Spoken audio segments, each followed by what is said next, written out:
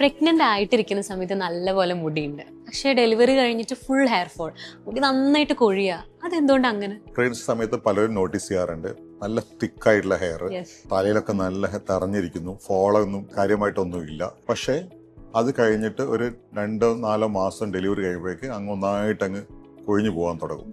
ഇത് ശരിക്കും പറഞ്ഞാൽ ആ ഹോർമോൺ ഈസ്ട്രോജന്റെ ഒരു റോളാണ്. പ്രഗ്നൻസി സമയത്ത് നന്നായി ഈസ്ട്രോജൻ ഉണ്ടാവും. അപ്പം ഈ ഹെയറിന്റെ നോർമലായിട്ട് ഒരു ഷെഡിങ് ഫേസ് ഉണ്ട്, പിന്നെ അതായത് റെസ്റ്റിംഗ് ഫേസ് ഉണ്ട്. അപ്പോൾ ഈസ്ട്രോജന് ആ റെസ്റ്റിംഗ് ഫേസിൽ കൂടുതൽ ഈ ഹെയറിനെ പിടിച്ചെടുത്തും, ഷെഡിങ് ഫേസിലായിരിക്കില്ല.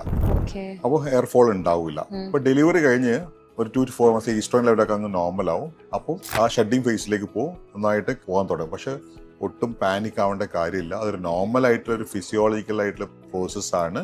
അതൊരു കഷണ്ടി ആവുകയോ അങ്ങനത്തെ ഒരു പെർമനന്റ് ഹെയർ ലോസിലേക്ക് പോകുന്ന ഒട്ടും പേടിക്കേണ്ട ആവശ്യമില്ല. ഓവർ ടൈം ഇത് എന്തായാലും പഴയ ലെവലിലേക്ക് തന്നെ വരും.